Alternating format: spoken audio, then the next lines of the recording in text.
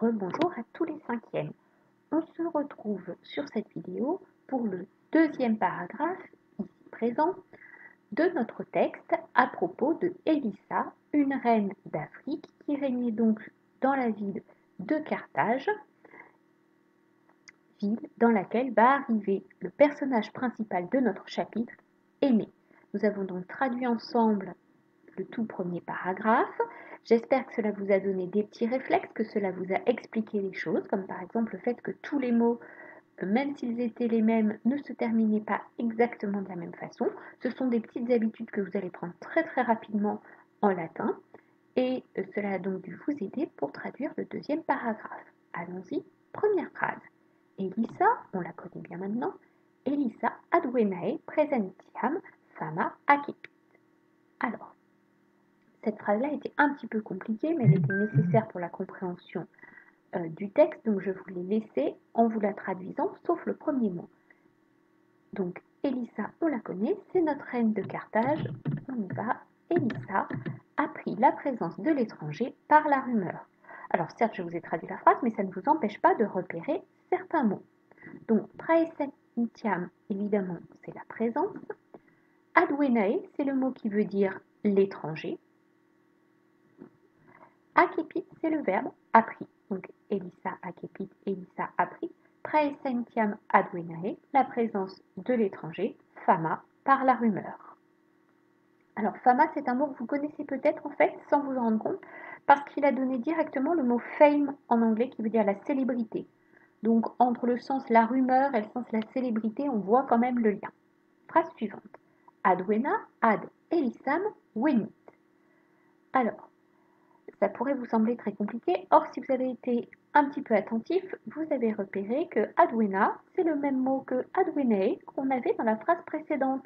Il est là, c'est l'étranger. Wenit, c'est le verbe qui vous est traduit ici. Ad, c'est vers. Et Elissam, notre reine Élissa. Alors attention, par contre, l'ordre des mots n'est pas forcément fixe en latin. Et il faut donc savoir si c'est l'étranger vint vers Élissa ou Élissa vint vers l'étranger. Alors, comme avant, vous aviez dans la page précédente une petite explication de l'histoire quand même, vous savez que c'est l'étranger aîné qui débarque sur les côtes africaines où habite Élissa, alors qu'en fait, il visait l'Afrique. Mais il y a eu plusieurs mésaventures, un petit peu comme Ulysse en fait, qui font qu'il débarque en Afrique au lieu de débarquer en Italie. Donc, on peut y aller pour notre traduction. L'étranger vint vers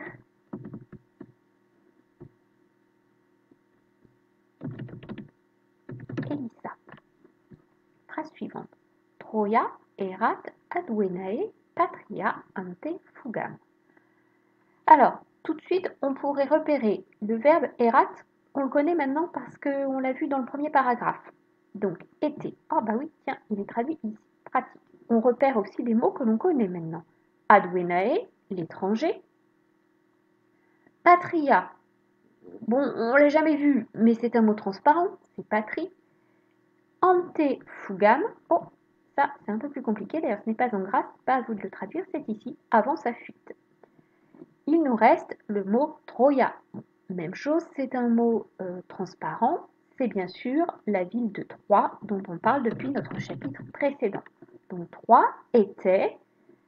Alors, est-ce que ça va être Troie était l'étranger de la patrie ou Troie était la patrie de l'étranger? Alors, au pire, si jamais vraiment on ne voit pas le sens de la phrase, ce qui m'étonnerait, mais on ne sait jamais, on a un petit indice. Quand l'étranger est sujet, hop, c'est adwena la forme et non pas adwenae. Donc, Troie était la patrie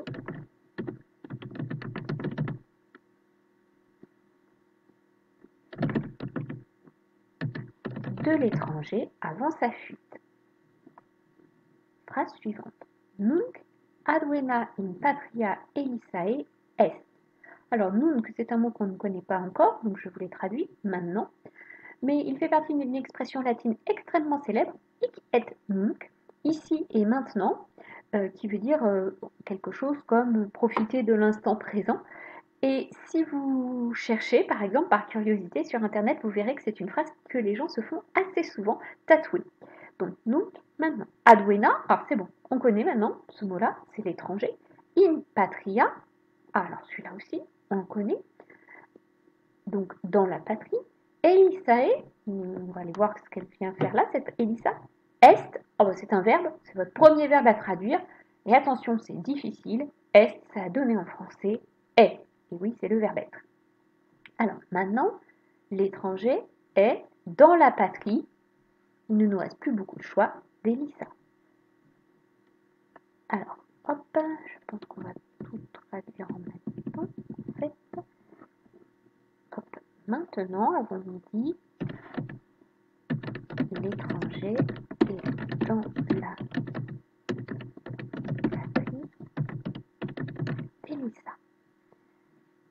Car il a dû fuir, mais qu'a-t-il dû fuir? Retournons au texte latin pour le savoir. Nam, Troiam fugere debuit. Alors, nam, c'est le mot qui veut dire car. Debuit, c'est le verbe, et ça veut dire il a dû. Fugere, ça a donné le verbe fuir. En fait, tout simplement, le G est tombé dans l'histoire du mot à un moment.